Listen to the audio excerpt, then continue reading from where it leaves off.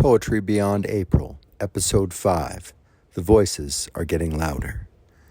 Have you ever been hated or scorned for something or someone you were, rather than something you did? Like simply existing on the sliding scale of gender that isn't binary but fluid. The voices are getting louder. So my message is one of hope, love, and how to be an ally. Not that I'm perfect, not that I have all the answers, not that I'm the one laying down verdict or one of the lovely dancers. For the body of verse, I will speak in terms terse of what it is to be an ally, but not just of and from my own head. I will yield to regurgitated words stirred absurdly before I bed from a recent article I read by Josh Hafner instead. Remember, pride events, they're not about you. They're about who you want to be an ally to. Think of it as a wedding, Beth Combs said. She was the interim director of a national organization of allies to catch you up to the art at the start of the article, more a thread that I read. The path to conclusion's not very scary, and with simple logic carried, the one thing guests should not do is to overshadow the people who are getting married. It's your role to help hold the space for people to be themselves for whatever's well.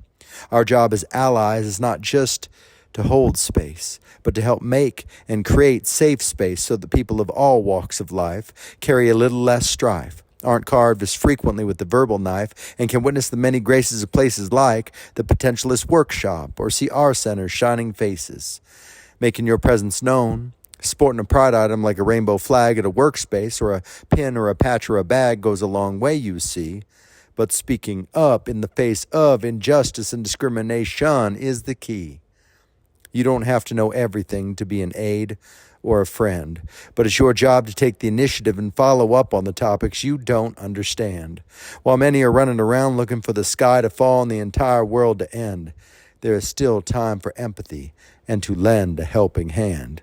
When community topics arise, don't let it come as a surprise. Stake your claim with your name that you are one of the allies. This may bring judgment, remorse, or cause faces to contort, but for those around who aren't immediate foes, you're letting those around you know you're available as a resource for support.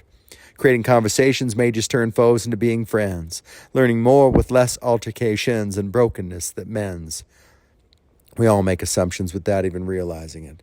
Without intending, directing, or deciding it, this can be stressful, distracting, and exhausting. It adds to the mess still lacking and quite costing to those it affects most, and to those around that we host.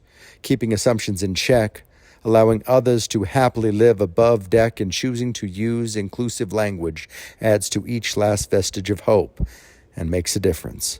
Sometimes folks say your love is wrong, that you are wrong, and then try to enact laws that make it impossible for you to even exist, and your response may be too long or not take the form of dance and song, but you get the sense there's a good chance the truth they've missed. And there is that sense that things can and will change, searching for that welcoming kingdom everywhere we roam. For everyone has things they think are odd, ill, or strange, but at the end of the day, we're all just trying to find our way home.